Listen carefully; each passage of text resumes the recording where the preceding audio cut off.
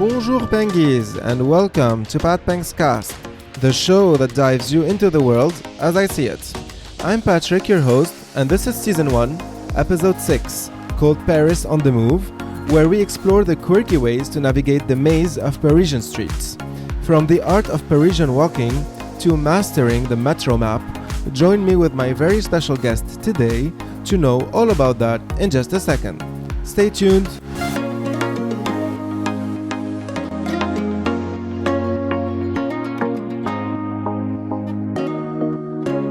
Bonjour, bonjour, bonjour. Today, it's episode 6, which is called Paris on the Move, navigating the underground and the overground of Season 1, Pardon My Parisian. And as I said, I will have a guest today. And this guest is here for the first time in my episode. Yay!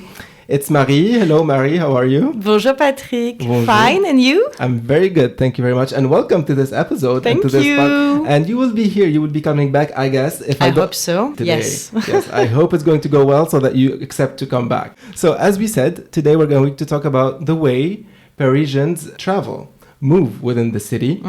It's very important because with a huge city like that, usually some people will have some preferences, and also according to the infrastructure that exists, people will decide to take this way or the other in order to go to different places or do what they have to do during their day. We're going to expose to you the different ways Parisians use in order to travel from a place to another. And we're going to focus on the second part of the episode on the public transportation and most specifically on the metro, because Paris is known for its emblematic, iconic metro. So we're going to... Iconic, I'm not sure. Marie tells me that she's not really agreeing. So we're going to have a very good debate today. So I'm looking forward to that. But we will discuss the relationship between Parisians and the metro and as well explain to you the way it works. So if we start by how Parisians travel, there is a diverse range of preferences when it comes to traveling, and the most common ones are, we will start by walking. A lot of Parisians love to walk, correct? Yes, we do. Well, I think I'm always late, so I don't walk, run or either use my bike, but I'm not sure I walk that much. However, I know that a lot of Parisians walk and that some neighborhoods, I mean, it's really easy to go to a neighborhood to another. However, I'm not sure the entire city can be covered by foot. For example, if I'm in the west near the Arc de Triomphe and I want to go to the Place de la Nation all the way to the east, it's like more than a 2-hour walk. So yeah, it's a big city. You cannot just tell yourself, I'm going to not have any other option and do everything by walking, even if you love to walk. But at some point, if you can take like an hour or 2 hours in order to reach a certain destination. But it's definitely a very good way to explore neighborhoods while going to another place, discover hidden gems, enjoy the city's unique atmosphere, the architecture of Paris. So this is when you walk, this is when you actually get to see those, because if you're underground in the metro, you usually don't. So I could totally agree with you. This is a way that I use once I'm in Paris in the center, usually to go to a place or to another, to change neighborhoods. If the neighborhoods are very close to each other, I will most probably pick walking if it's possible. If it's lesser than, for example, half an hour, I will pick the walking option. If it's over half an hour, I'll try to choose a different way. What are the different ways? Did you have something else to add on the walking part? yes, Yeah, well, on my side, I'm in a rush all the time. So half an hour, I think I won't spend that time walking. Yeah. I wanted to add one thing. I know that some streets are completely closed to cars the first Sunday of each month. So I think it's great that Paris is really trying to make Parisians enjoy the city by walk. That's the first thing. And the other thing is, even if you don't like walking and you use the metro all the time, you need to make transfers between 2 lines, and then you have to walk, and then you have to use the stairs. So you're walking anyway, because we usually don't use the cars. Right. So It's we not cannot, common. we cannot go from a point A to point Z, Yeah, Z, B. B, yeah, A to B. yeah.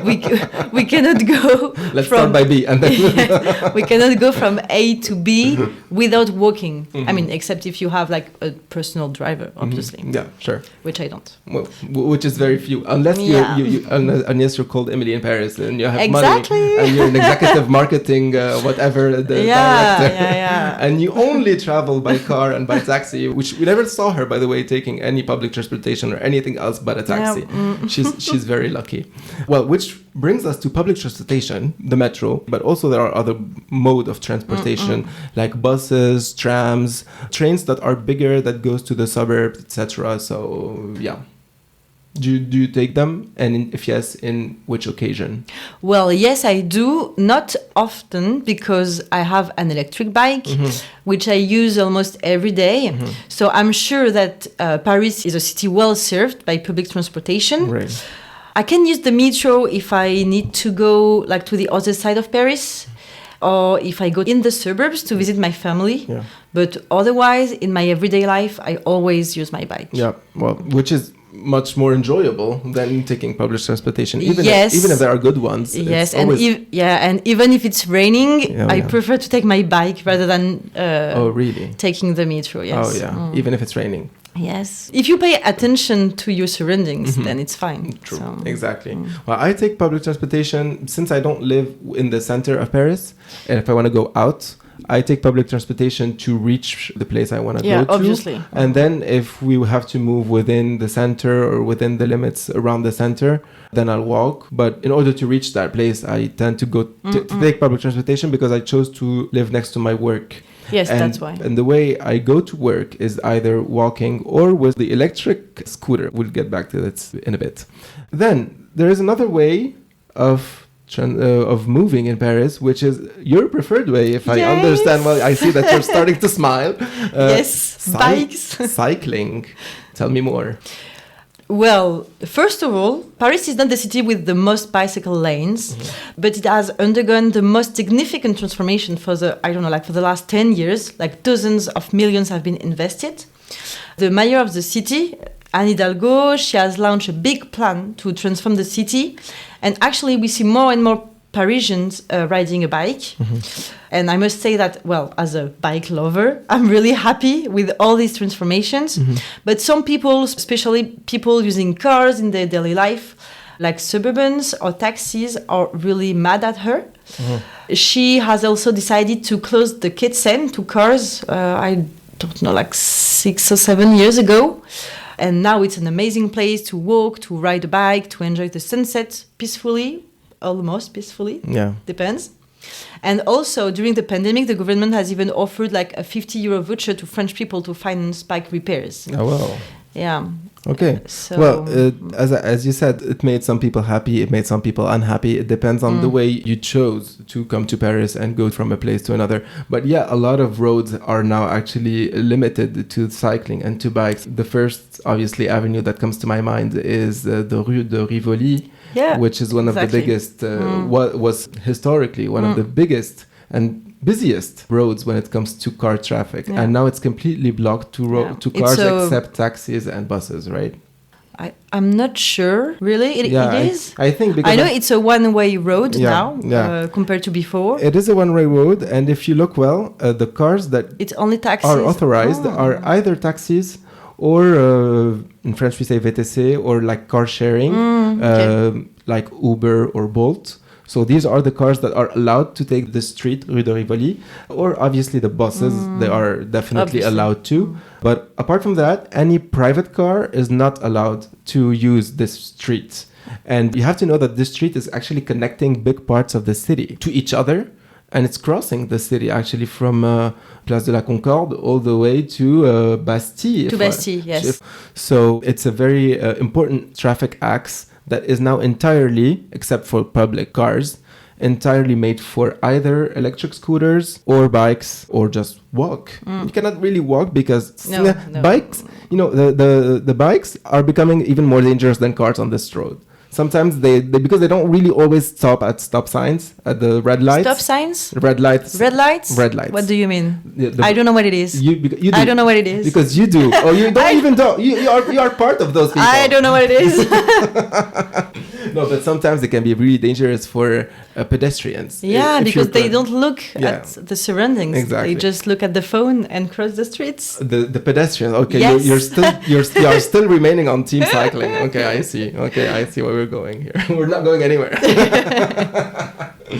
Okay, well, but I like it. Actually, for me, because since I don't have a car, obviously, I like the fact that I can walk on the street without the noise and the honking and the traffic of cars. Especially that it's a road that we take several times. We go there because there are a lot of bars and restaurants in the neighborhood, and it happens very often that we actually go to that area.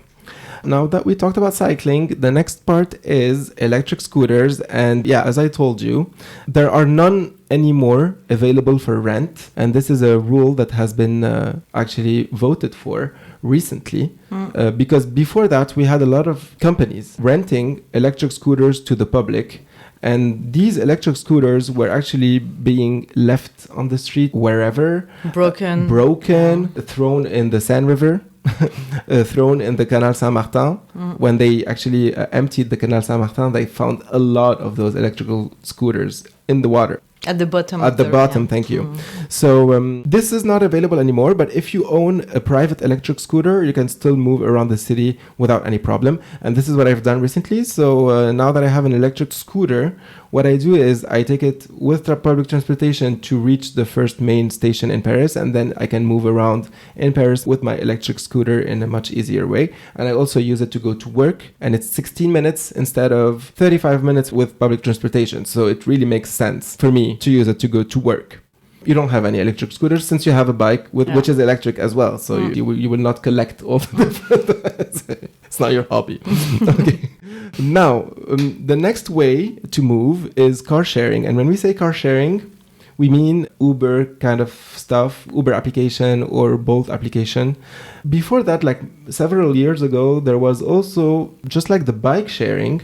Because, you know, in Paris, we have what we call the Vélib as well, which is a program by the city where you can actually rent for a few hours a bike. You take it from a place and you can give it back in another place, depending on where you're going. We had the same... With cars. Yeah, with cars, but it was ended at several years ago for some reason that I actually don't know. You know? Well, that was a huge mistake. They've lost a lot of money. It wasn't profitable? No, it wasn't profitable at all. And also people weren't respecting the cars. So most of them were really damaged. It wasn't really, it wasn't really used anymore. So anyway, it doesn't exist now. So what still exists is obviously Uber, Bolt, and things like that. And they are very common. A lot of people actually use them. They became not that expensive. I don't feel that they are extremely expensive. They used to be cheaper, actually. Oh, they used to be cheaper? Yes. Okay.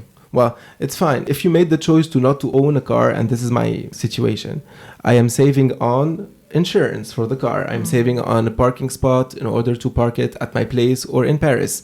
I'm saving on a lot of stuff, gas and etc. etc. So if I need to take an Uber or a Bolt twice or 3 times or 4 times a month, I think I can afford doing that, and it's easy. There are a lot of them, so you can order one and then you'll get it in 2 or 3 minutes maximum, depending on where you are in Paris. But usually it's like between 2 to 5 minutes, let's say, in an average. So yeah, it's definitely a good way. Car ownership in Paris. Does it make sense to own a car in Paris, Marie, or not? I don't think... I mean, for me, it doesn't, because I don't have children, and I feel like among my friends, I think no one owns a car, except some people who have one with their job. Okay. But otherwise, among young people, like no one has a car. The only people I know with a car are families, and they need a car because when you have 1, 2, or 3 children, obviously it's easier to... It's even impossible not to have a car. Yes, almost when you need to go out of the city. So yeah, well, actually it's really, really rare to own a car in Paris. And another thing is the price to park the cars. I remember like a few months ago, I had to borrow a car. It was the car of my grandpa.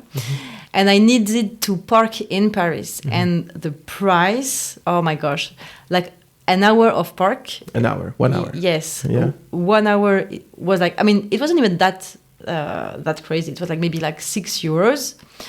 But the price increases as long as you park. And for 6 hours, it was €75. What? Yes. 75 euros for 6 hours. Yes. So obviously you cannot stay there. Okay, which is actually on the contrary of what we would think. The more you park, the cheaper it will get. Yeah. Usually you would say like, okay, 1 hour opposite. is, usually you say, okay, so if it's 1 hour, it's probably €2. If it's 2 hours, it's €3. No, this is like, it's going increasingly. It's okay. Well, they definitely don't want you to keep your car there. This is for sure. Okay. Well, the price for residents is more accessible. It's like maybe €45 per month. Oh, they can use the public parkings in order to park? Yes. Okay. Yes. And it's not that expensive. And also, if you have an electric car, it's free, completely free. Really? Yes. Even the public parkings on the ground? Yeah. Oh, no. Oh, just yeah, outside. you're talking about... Okay. Everything on the street parking. Yes, in the streets. And it's free whether you are a resident or not. Okay. But obviously, if you are living in the suburbs, you better not take your car in central Paris on a daily basis. Or if you do, you need a private parking. Yeah, you need definitely something to be arranged for, because if you want to have fun finding a spot every morning before you arrive at work, you might not arrive at work on time. That's for sure. Okay. Then train travel. This is one of the last mode of transportation that is offered to Parisians. Train travel. Not only Parisians. Yeah, French people. This is exactly what we're going, because here we're starting to talk about how we're linking Paris to the rest of the country. Because in France, France is definitely not only Paris, as some guys or some people may think. Isn't it? Yeah. No, it's not. Even if I'm like a huge fan of Paris, and the proof is my season is dedicated to Paris, but I still recognize that in France you can have a lot of beautiful things that are not in Paris. So what do you think about train traveling and the system of train traveling in Paris, in France in general? In France, well, obviously it's not perfect, but I think it's actually working quite well. And obviously, France is not like that huge. So you can really travel to one side to another only by train. Right. And actually, it's quite rare to take the plane to travel to another city. Right. And because also Parisians and French in general are more eco-friendly. Yes, I think so. Yeah. Compared to other countries. Yeah. And I think like maybe 10 years ago, we used to compare the prices, train and plane, to go to another city. But nowadays, in my opinion, we only take the train. Well, if the destination is well accessible by train. Okay. So there is like the train grande vitesse, like high-speed trains that work so well. For example, you can go to Bordeaux in 2 hours, in Marseille in 3 hours. So if you're in Paris, it's really easy. However, if you're not in Paris, for example, my sister, she lives in Strasbourg. Well, to go to Strasbourg, it's like, I don't know, like 2 hours by train. 2 hours, knowing that it's 5 hours by car. So even more than 5 hours. More than 5 hours. So it's really convenient. But for her, if she want to go to Toulouse is a 4-hour-long trip from Paris. She cannot go directly from Strasbourg to Toulouse. She has to go back to Paris and then from Paris back to Toulouse, and she has to change the train station. Yeah. So for her, not only change the train, but change the train station in Paris. Yes. Yeah. So for her, it's really complicated. Yeah. So that's why she may take the plane from Strasbourg to Toulouse. But otherwise, if you live in Paris, it's really, really convenient to take the train. The TGV as well, which is the high-speed train, is one of the most secure trains in the world. It's actually something that is very important to know. The system is very well engineered. The speed is so convenient.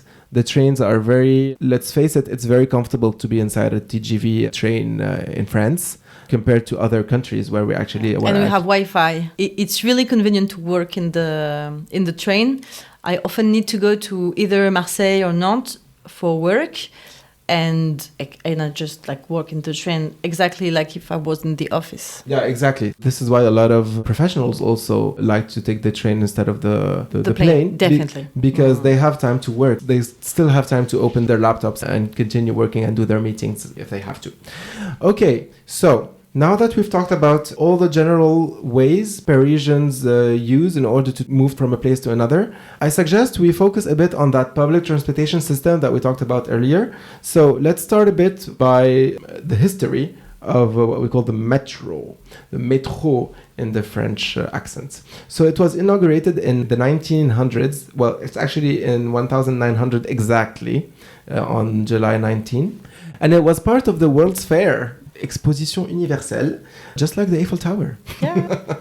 But obviously the Eiffel Tower was before that, right? So it was held in Paris to celebrate the turn of the century, the World's Fair. And during that World's Fair, we had the Line 1, which was the first line of the metro.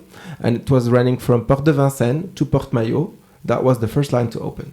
The architecture of this metro was done by architect Hector Guimard. Why is it important to mention this architect? It's because the entrances of the metros in Paris are very typical. They are, this arch and the way the font, the sign saying Metropolitan. This is all designed by architect Hector Guimard, and they are literally iconic. It's like Art Nouveau designs. And we also in Montreal, when I was walking in Montreal a few months ago, I saw that there is a metro in Montreal that the entrance designed specifically as what architect Hector Guimard has designed.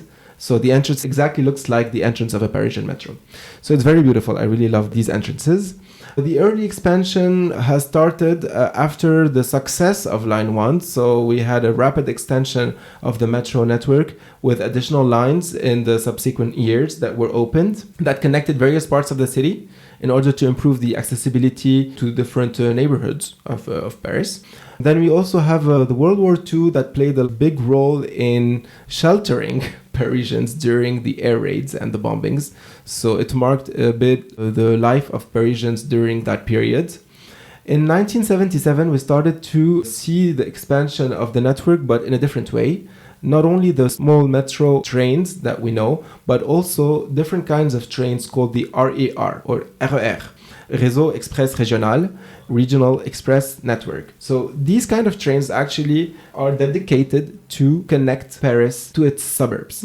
Because they are bigger trains, they go faster, they transit faster in Paris, but they are much more spread out once outside of Paris in order to serve the different suburbs and therefore the region of Paris, which is called Île-de-France. If you need to go to Disney World, you will need to take the RER because it's not in central Paris. Exactly. You will take the RER-A in order to go to Disney World. Even if you want to go to the airport, you take the RER. Even if you want to go to the Versailles, for example. Yes, with the RER-C. Versailles Castle, you take the RER-C. It's a very important part of the network that you should keep in mind if you're visiting Paris for the first time. But if you want to go from a place to another within the city of Paris, it's obviously more fun and better and easier to just take the metro instead of the RER. In 2011, Line 1 became the first fully automated metro line in Paris to be fully automated, as we said. And this is amazing because it certainly avoids a lot of traffic disruption and avoids something that French people love to do, strikes. No, I'm kidding. Yeah.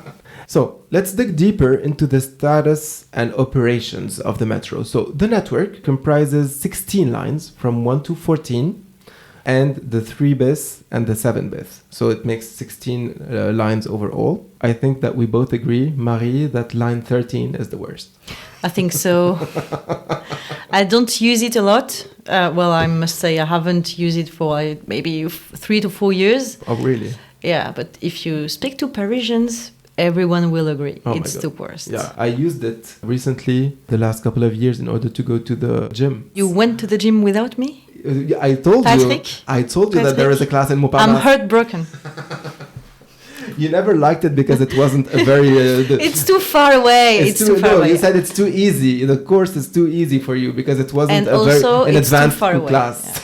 Yeah. I'm not gonna cross Paris for a class that is too easy. Yeah, you're right. It was a bit easy, and then anyway, our gym has stopped. No. Are we going to discuss this here? No. Another episode. Another episode about Neonas. Do not subscribe to Neonas. Ça dérape là. C'est pas grave. C'est bien fait pour leurs pommes. Voilà. C'est bien fait pour leurs pommes. Anyway, you're right. Let's focus back on On the public transportation, so line 13, we talked about that. And then the stations, over 300 stations. Oh my God, it's really huge. I mean, 300 stations, knowing that Paris is like 10 kilometers square. I'm sorry, Americans, I haven't prepared my conversion to square, whatever you use, feet or fingers or... But it's 10 kilometers squares. Do your research. It's the international unit. They are strategically located near major landmarks and popular neighborhoods. So, some of them are really beautiful. Some of them are... Sometimes they need some refreshments and some renovations. But a lot of them are nice. Do you have any particular... There is one I really like, which is the station Arts et Métiers. Very beautiful. Yeah. The inside, the walls, the decoration inside, yes, are made of copper. It's when you enter the station, it's you really see it pretty. Directly, it's really pretty. I'm thinking also about the Louvre-Rivoli station. Yes, that serves the Musée du Louvre. It's also very beautiful. Okay, with 16 lines and how many additional RER lines? Like probably 5 RER lines. There are a lot of interchanges, so it's easy to interchange from a line to another. We can also say that Châtelet-Léal is the biggest station where you have a lot of lines crisscrossing. It used to be 2 different stations, by the way. Oh, Châtelet and Léal, yes. Oh, and then now it's merged, so it's connected to... And that's why the station is huge, and sometimes you need to walk 5 to 10 minutes to do a transfer. Yeah, to interchange from a line to another, yes. Exactly. What about the efficiency? Do you think that the metros are efficient? Well, it's hard to tell. I mean, I think it is. Most of the time it is. It works well. But if you ask any Parisian, you know, like, of course there are problems. And we like to complain. A lot. So it's often late, or there are often like technical problems that make the line to stop for a few minutes or for hours. But it's, I mean... I think it's quite rare, and overall, I think it's really, it's almost correct. Yeah, I think we can really trust this transportation. Even if, as you said, Parisians will always tell you that it's awful and will complain about it, but deep down inside, they know that we have a good system. Parisians and French in general, you remove them from France, you put them anywhere else in the world, and they will tell you it's better in France. Yes. Then you put them in France. And they will say it's awful. and then they will say it's awful. So anyway, fares and tickets and pricing. It's continuing to increase. Like what's happening. Non, je dis pas. Je mentionne pas comment elle s'appelle déjà. Valérie Pécresse. Voilà. Valérie Pécresse. Non, on va pas parler de Valérie Pécresse. Fares and tickets. So the pricing. What do you think about the pricing? It increased? Well, it has increased. I don't buy one-way tickets, obviously, because I have an annual subscription, which is exactly the Navigo. And actually the price is like the half of the price is paid by my company. Yeah. And it's around 90 euros. Obviously, it can be really expensive for some people, specifically when you compare with other cities. In France, I know that some cities, for example, Montpellier or Dunkerque, they have chosen to offer this service for residents. Oh, it's free? Yes, it's free. Only for residents, but yes, like bus and tramway are free. I also know that in Luxembourg, only first-class train tickets need to be paid and everything else is free. Oh, wow. So 90 euros, I mean, it's not that bad compared to the service and maybe compared to other cities. Yeah. But actually, I mean, they could choose to offer this service. Yeah, they didn't. Yeah. That's too bad. Well, there are also a lot of people who fraud. Yeah. When you're in the network, you obviously sometimes bump into somebody that will actually try to pass behind you. Students mainly, they don't. Yeah, it's very common. Yeah.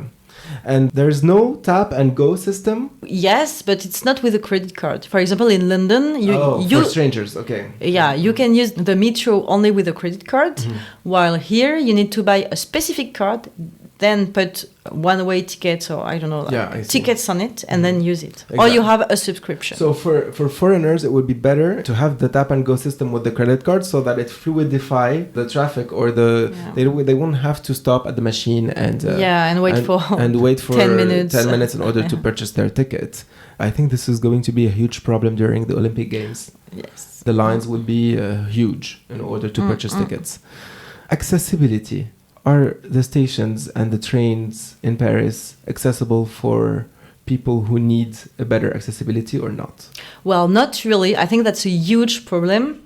Well, you know that the metro has been built more than 100 years ago. Yeah. And if you have a wheelchair, if you have a stroller, it's almost impossible to use the metro or the RER because there are stairs absolutely everywhere. So no, it's not accessible. So in that case, either you take the bus, either you have like a taxi or something else. However, what I can say is that there are few services for people with disabilities. And if you need to take the train, there's a specific place where you can go and they help you with your suitcase and they bring you to your train. But it's only for like TGV, like if you want to go in other cities. But in your everyday life, it's impossible to use the metro or the RER. Oh God! In that situation. And what I don't understand is sometimes you have a station that you see that they started working on accessibility, and then all of a sudden you have a stair. Yeah, and then you have regular stairs. Like a regular stair. Like what? That doesn't make any sense either. Well, either keep the stairs everywhere, or it helps. It helps. Yeah, it helps. They have to go all the way in order to make the entire station accessible. Pollution. A lot of pollution, however, inside the network. Yeah, that's terrible. This is terrible, and you don't see it. You don't see it, but you don't. I mean, I'm not sure you feel. I mean, well, I don't really take the metro, but when I do, I'm not sure I really feel it. But I know that people who work in the metro, for them, that's really terrible. Yeah, because if they're living there every day, the whole day, from the morning to the evening, for their health, it's really dangerous. It's really dangerous. Yeah. Okay. Well, the perks of the metro in some of the lines is that they are equipped with AC. Not all of them, but some of them. We are far away from the level of Italy or Spain, where more metros are equipped with AC, obviously because it's hotter there. But in Paris, we're getting there. I feel like we're getting there. Also, something that is nice in the metro is sometimes you will bump into musicians playing, music that you would know or some music that you won't know. Sometimes it's even their own creation.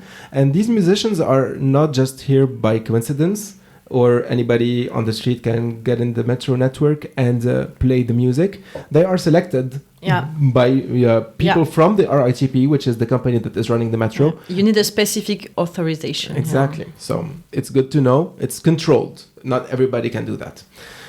And it doesn't mean it's only like good musicians. Yeah, well, most of them are, but it may not be your taste. They are selected, but they are selected by people, and you might not share the same taste. Yes, with these people. But this is another story. What about at night, after the closing of the service, like after 1 a.m. or 2 a.m., can we still move around in the city? Well, yes, there are buses, but it's specific buses, like night buses. It's called noctilien. Okay. Obviously, they don't use the same routes. Yes, as usual. But yeah, I mean, they are safe. Yeah, definitely, they're safe. Yeah, and they're regular. Yes, they're. More or less. I don't really know because I haven't used them since I don't know for maybe like 10 or 15 years. Okay. But they are safe. But you may need to wait a bit, and also the road they use because they travel all over Paris. It may be longer than during the day. It's not direct, but it works. Okay. So if you have time and no money for Uber, it's a very good option. Definitely a good option. Yes. Okay. Last but not least, on the metro station, it's currently undergoing a lot of future developments. We are talking about the famous program called the Grand Paris. So the idea is to expand the current lines. Some of the current lines are being expanded. I'm thinking about RERE.